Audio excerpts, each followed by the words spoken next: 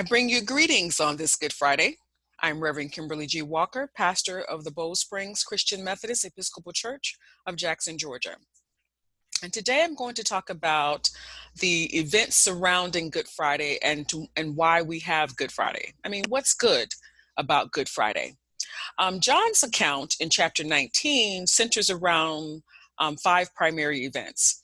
There is the trial of Jesus, the sentencing of Jesus, the crucifixion of Jesus, and then Jesus's death and burial. And so in light of those events, I want to talk about also the primary actors within the narrative, those antagonists and protagonists in the story that help frame John's frame of reference of the story. And then finally, I'm going to read John in its entirety, John 19, based on the New International Version or the NIV version of the Bible. And I encourage you to read for yourself these events as chronicled in John 19 based on the version of the Bible or Bible app that you have. And then in light of the events that are taking place or being commemorated today, because we're talking about the death of Jesus. And because that is a sad occasion, it is a day of mourning. And so in the old church, people would gather for Good Friday services.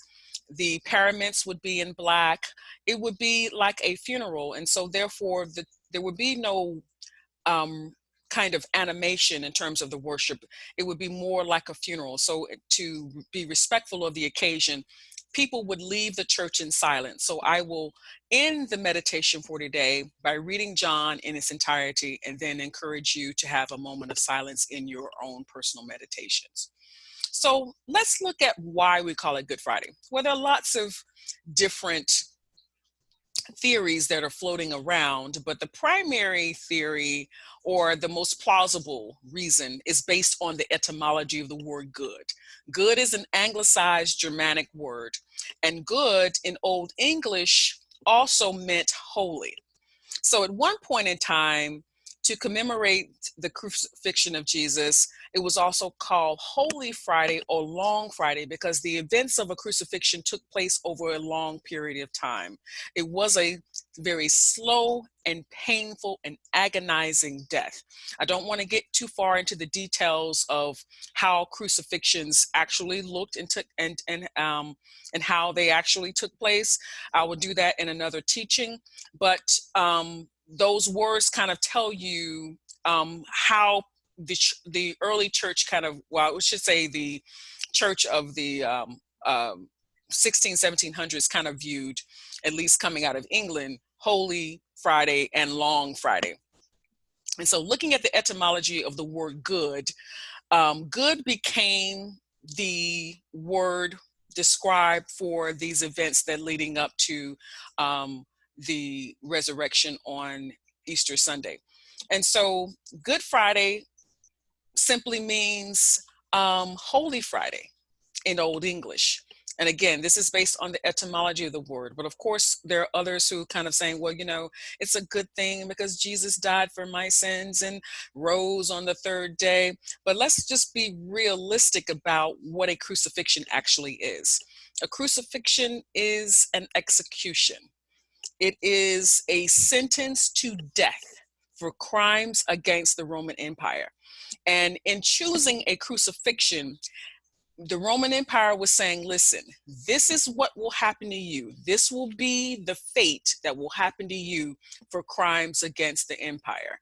And so it was sort of kind of to show the power and dominance as well of the Roman Empire, as well as how the Roman Empire kept people subjugated under its authority. In this instance, Judea, where these events are taking place in the time of Jesus, is a Roman province. It is an occupied territory. Judea also is the area which is akin to modern day Palestine, pre-Israel state, pre-modern day Israel, I should say. And so we see kind of a lot of parallels in this story to even our own history or our current state of affairs in modernity.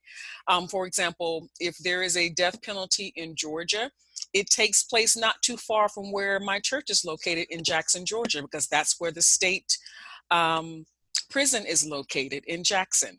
And so you see that the death penalty has not gone away. And so Christians commemorate on this Good Friday the crucifixion of Jesus, but I want to be very clear about what these events mean.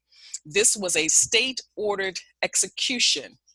Jesus was sentenced to death based on the fact that his accusers proclaimed that he broke the laws of his time by proclaiming that he was the Son of God.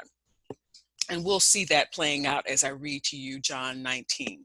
So first of all, Nicene and Apostles' Creed readers will recognize the story begins with Pilate. Pontius Pilate was crucified under Pontius Pilate is a line from the Apostles' Creed. And so Pontius Pilate was the fifth Roman governor of the Roman province of Judea. Again, Judea at this point is an occupied territory. And so Jesus' accusers, the religious leaders of his time and others, brought Jesus to Pilate to make a decision. He's committed a crime. He's done a terrible thing. He's claiming to be the Son of God. You need to do something with him. Pilate, kind of interestingly in the beginning, although he ultimately gets the credit for the crucifixion of Jesus, says, Pilate is like, why are you bringing me this guy? I don't know. I don't see what crime he's done. And so Jesus' accusers then say, and kind of pleading to Pilate, but he has committed a crime against Caesar. Now, Caesar was an actual, Julius Caesar, of course, was an actual Roman emperor. But Caesar, by this time, there were several emperors at that point. And so Caesar kind of becomes this kind of all-encompassing name for the emperor. So it's just like referring to him as king. At this point, so Caesar is a kind of an underlying character in the story.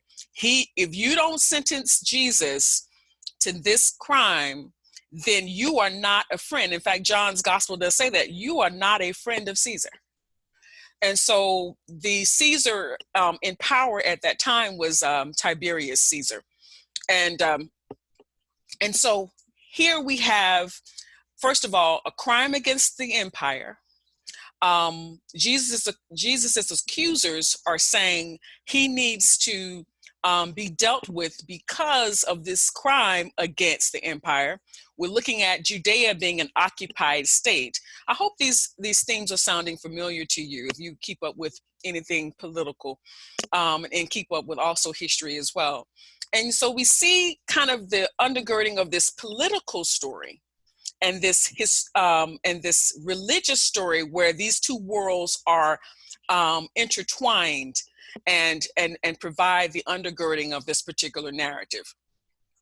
Also, we have in John's gospel, the apostle himself.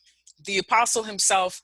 Let's talk a little bit about the authorship of the fourth gospel, which is called the Gospel according to John. Modern scholarship does not ascribe any of the authorship of any of the New Testament books to any of the 12 or any of the disciples. It is not believed that any of the 12 did writings themselves. They were busy living this story. But as their followers, because the disciples then had followers and had disciples themselves, as this story is and the church is beginning to form, this is after the resurrection of Jesus and the church is beginning to form, then there was a need by the community to write these things down. So it is more likely that in terms of the authorship, it is not John himself, but a follower of John. And so John kind of refers to himself as the beloved disciple or the disciple whom Jesus loved. He was a part of that inner circle of Peter and and John that were closest to Jesus. And so we see how he is also an actor in this story as well, as he is rechronicling these events. Then we also have within the story Roman soldiers who carry out the execution. And then we see later on they're gambling for Jesus's clothes, which was not an unusual thing to do.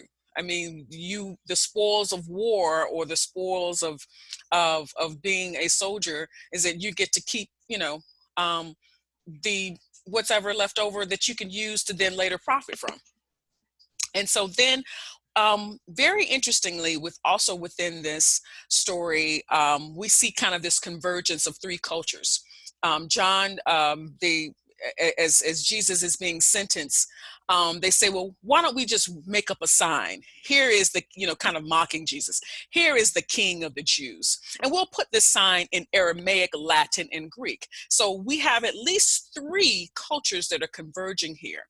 And within Judea at this time, Aramaic being the language of Jesus and his contemporaries that they were speaking at the time. There was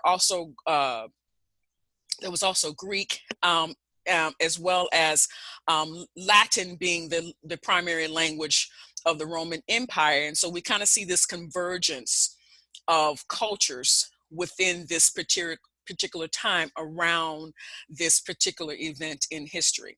And also John setting this story against Pontius Pilate puts the biblical story in context with the historical figure that we do know about, at least from extra biblical sources.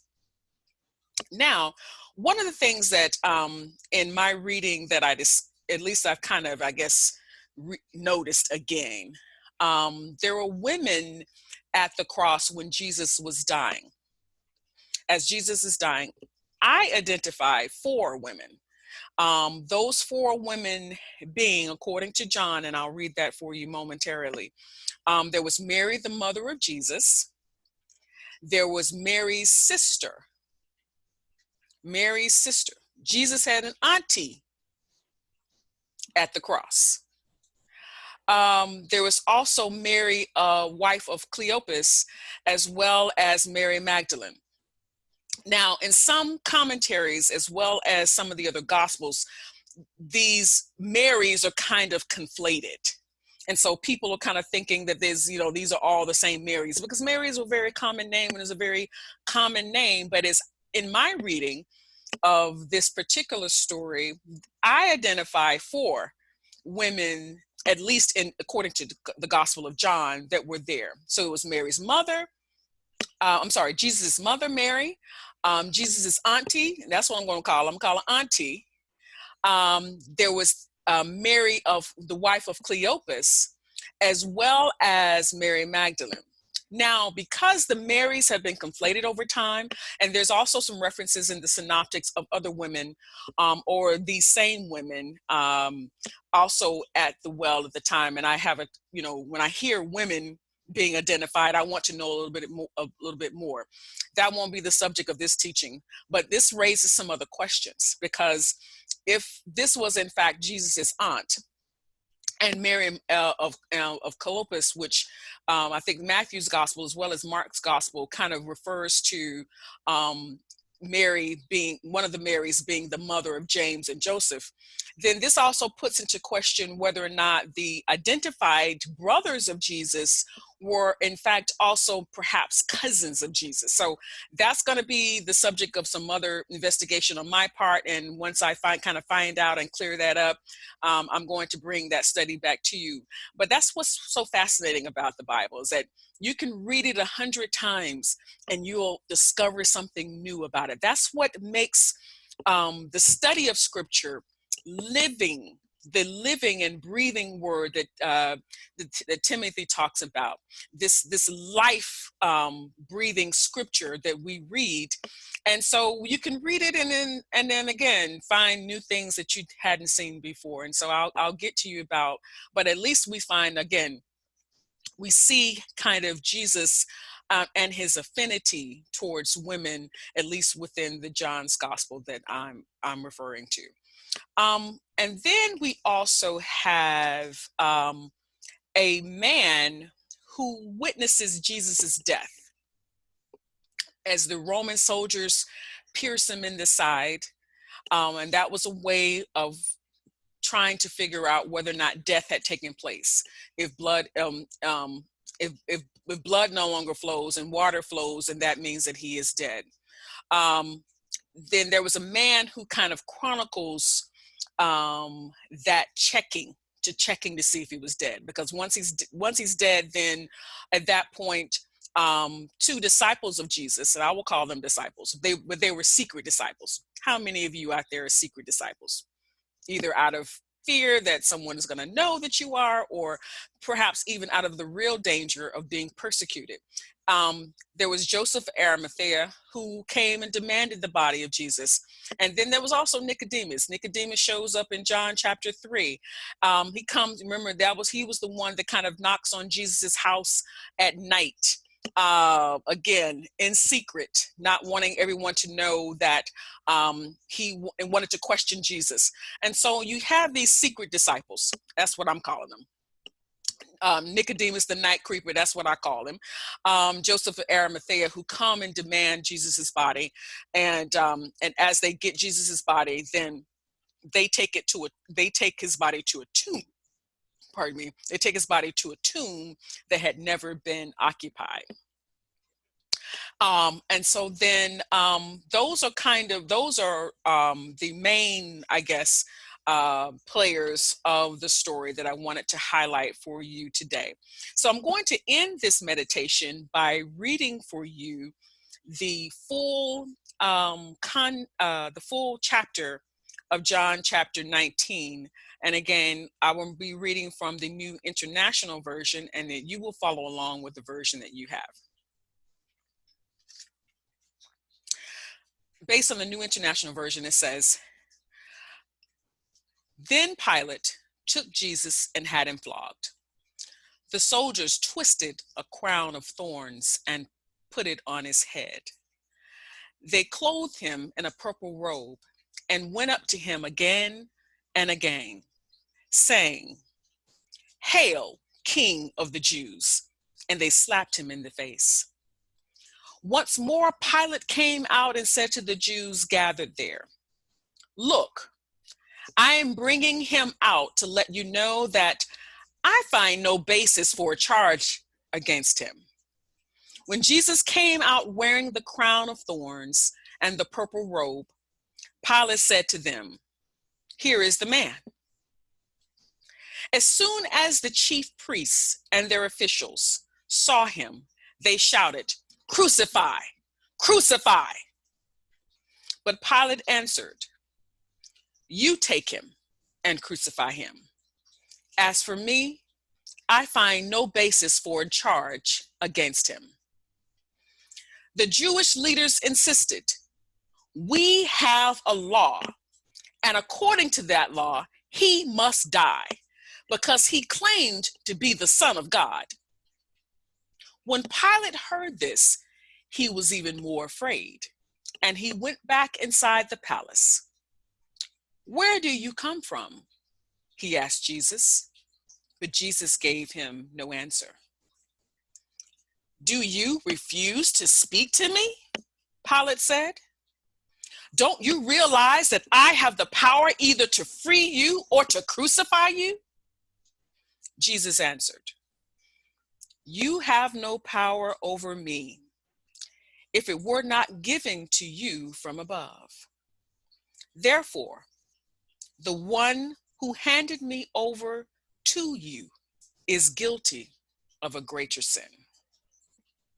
From then on, Pilate tried to set Jesus free, but the Jewish leaders kept shouting, 'If you let this man go, you are no friend of Caesar.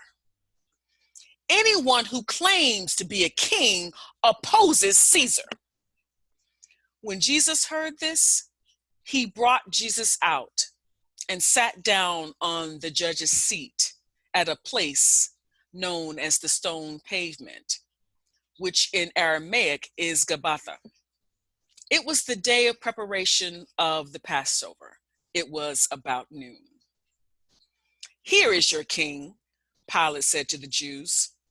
But they shouted, "Take him away! Take him away! Crucify him!" "Shall I crucify your king?" Pilate asked. "We have no king but Caesar," the chief priests answered. Finally, Pilate handed him over to them to be crucified. So the soldiers took charge of Jesus. Carrying his own cross, he went out to the place of the skull, which is in Aramaic called Golgotha. There they crucified him, and with two others, one on each side, and Jesus in the middle. Pilate had a notice prepared and fastened to the cross. It read, "Jesus of Nazareth, the King of the Jews." Many of the Jews read this sign, for the place where Jesus was crucified was near the city, and the sign was written in Aramaic, Latin, and Greek. The chief priests of the Jews protested to Pilate, "Do not write, 'the King of the Jews,'" but this man claimed to be the King of the Jews. Pilate answered, "What I have written, I have written." When the soldiers crucified Jesus, they took his clothes, dividing them into 4 shares, one for each of them, with the undergarment remaining. This undergarment was seamless, woven in one piece from top to bottom. "Let's not tear it," they said to one another. "Let's decide by lot who will get it." This happened that the scripture might be fulfilled that said, "They divided my clothes among them and cast lots for my garment." So this is what the soldiers did. Before I go on, I neglected to tell you that there were 2 others at Jesus's crucifixion. The other synoptic gospels say a little bit more about the 2 others. John just simply says the 2 others. These were 2 thieves or 2 robbers, 2 other persons, and you will hear stories about one that was repentant and then also one that was unrepentant. But these were also persons who were sentenced to death for crucifixion. Verse 25. Near the cross of Jesus stood his mother's sister, Mary, the wife of Clopas, and Mary Magdalene. When Jesus saw his mother there and the disciple whom he loved standing nearby, he said to her, "Woman, here is your son."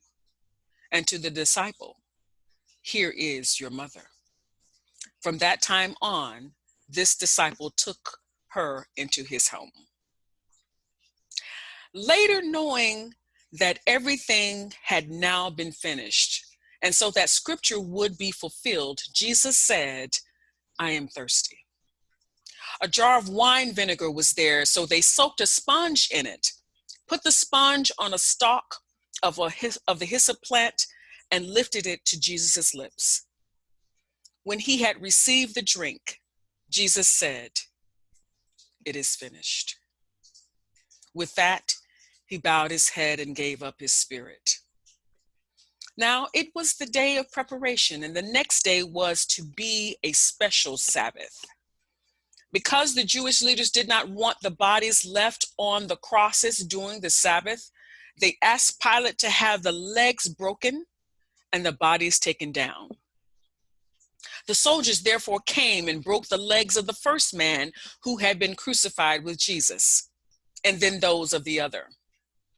But when they came to Jesus and found that he was already dead, they did not break his legs.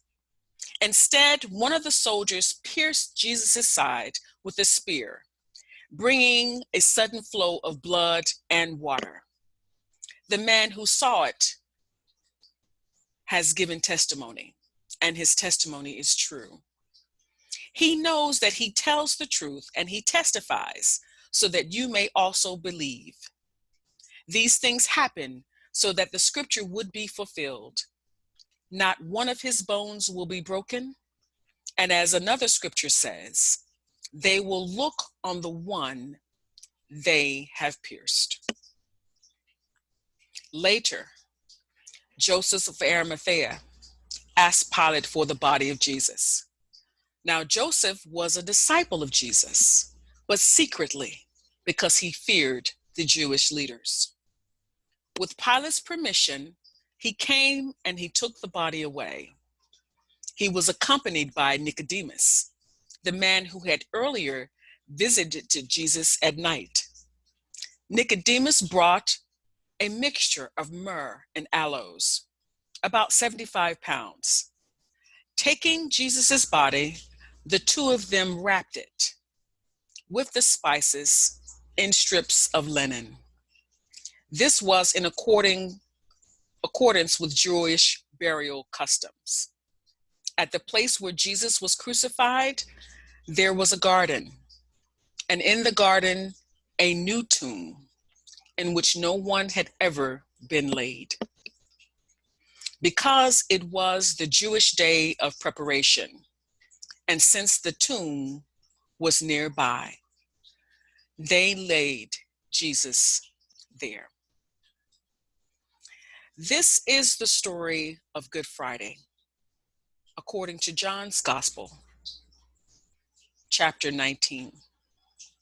It is my hope and it is my prayer that as you meditate on these scriptures on this day, that you think about all that has happened therein and realize that as we commemorate the death and burial of Jesus of Nazareth, that even in light of this global pandemic that we are experiencing right now, COVID-19 has not taken you out.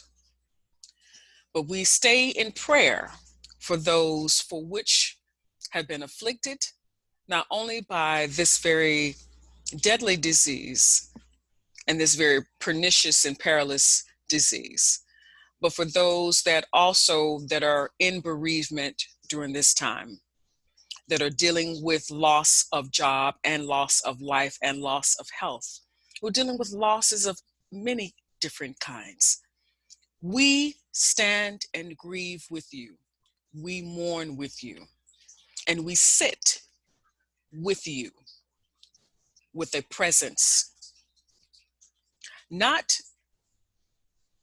that we in our own power can alleviate any of those things which you have been going through at this time.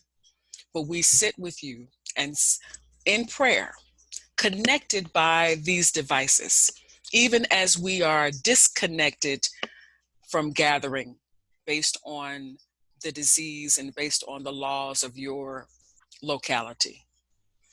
But as the scriptures tell us, that God would never leave us nor forsake us.